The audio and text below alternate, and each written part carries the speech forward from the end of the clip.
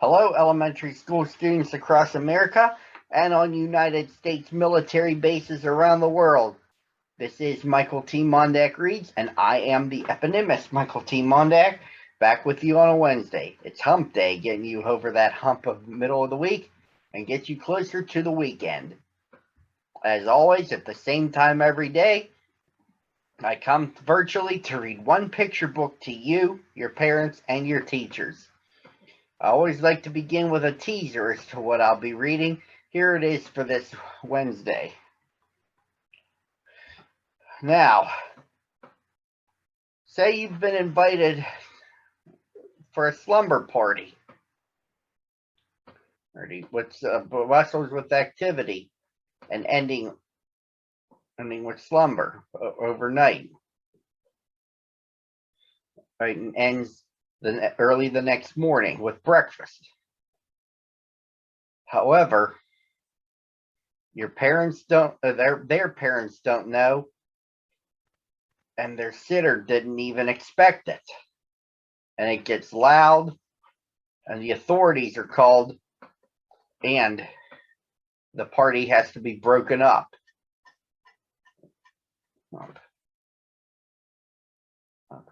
Sister Bear ran into that situation with her best friend Lizzie Bruin and ended up getting put on double secret probation, which was later rescinded.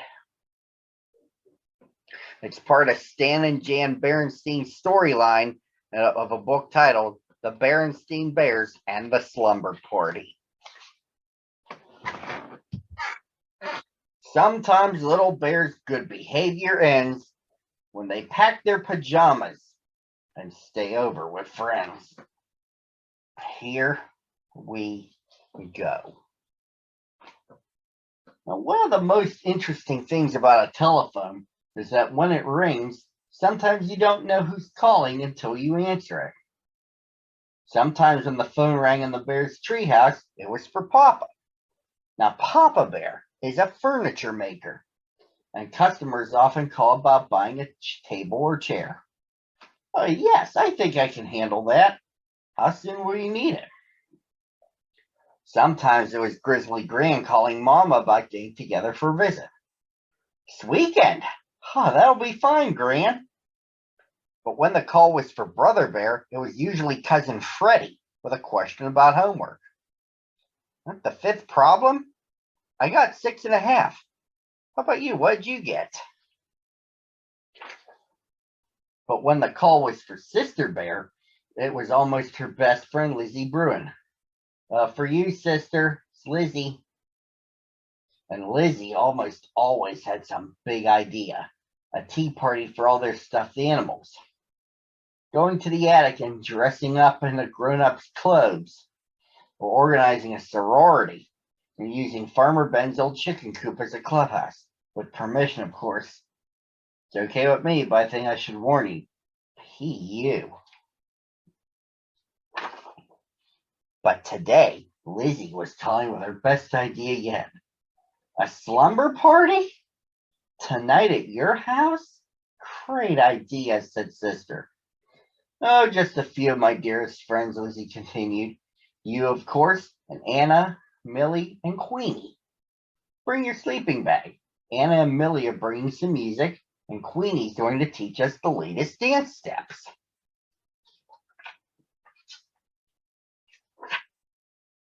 Oh no, Mama Bear said later. You've never slept away from home before. Oh, but I have, protested Sister, at Grizzly Gramps and Gran's, one time for a whole week. That's different, said Mama. Gramps and Gran are family, close family. The Bruins are neighbors, argued Sister, close neighbors. Oh, please, Mama, it'll be such fun. Anna and Millie have great music, and Queenie is going to teach us the latest dance steps. Please, Mama? Oh, I suppose it's all right, said Mama. Come on, let's get started getting you organized for a slumber party.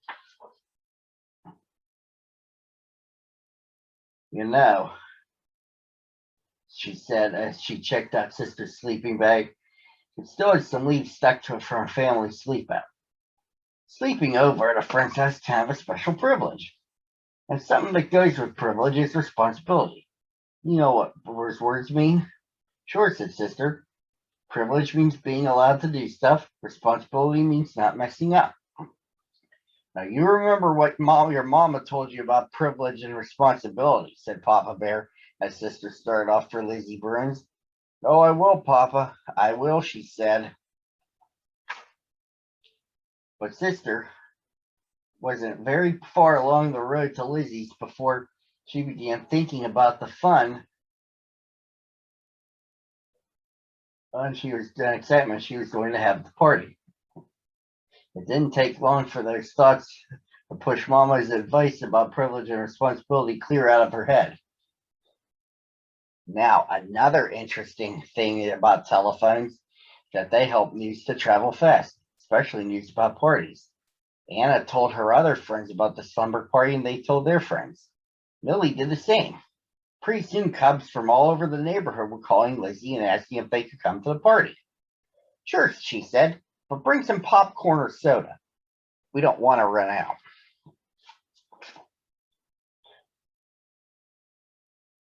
Too Tall and his grizzly didn't hear about the party by phone. He heard about it when he and his gang went to show Queenie his new music player.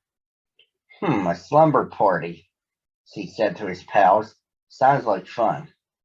How are we going to get invited to a slum girls party? Asked one of them. We're not going to get invited, stupid, said Too Tall.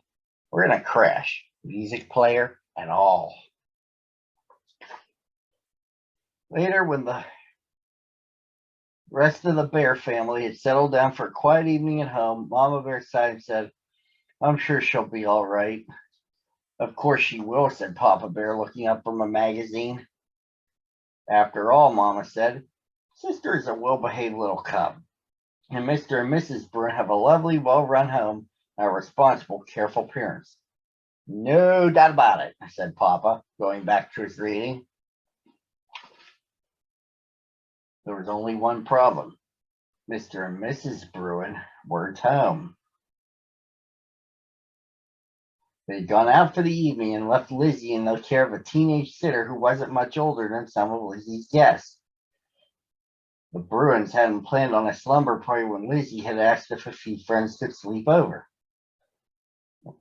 And they certainly hadn't planned on a rip-roaring, ear-splitting, popcorn-throwing, soda-squirting party for half the cubs in the neighborhood, because that's what was happening, with Sister right in the thick of it. The only thing that wasn't happening at the slumber party was slumber. Lizzie's sitter tried to keep things under control, but she couldn't even make herself heard over the noise. You never heard such a commotion. Some neighbors up the road had never heard such a commotion either. They called the police. The chief sent Officer Marguerite to investigate. She reached the Bruins' house at the same time Mr. and Mrs. Bruin were returning home. Well, things calmed down pretty quickly after that. The party was canceled, parents were called, Lizzie's was sent to bed, and an angry and a disappointed Mama Bear came to take Sister home. I'm angry and disappointed, said Mama Bear as they walked home through the night. After all the things I said about privilege and responsibility. Sister was grounded and sent to bed. Doubly grounded, which meant she had to stay in her room for a day and in the house for a week. A pretty harsh punishment, commented Papa Bear a little later. No, not harsh at all, said Mama. Should have seen the Bruins' living room. Popcorn stuck to everything, soda all over the place, lamps knocked over, an absolute disgrace. And after all I said about privilege and responsibility. Sister does have to share the blame, said Papa, but she didn't do it all by herself. It was one of those situations where one thing leads to another and things get out of control. But you know, my dear, privilege and responsibility aren't just for cubs. They're for parents too. Cushions all strewn about, said Mama. It's a privilege to have cubs.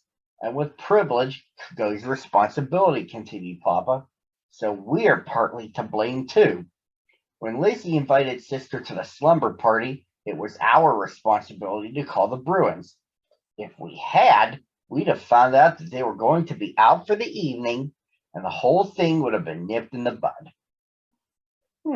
Said Mama thoughtfully.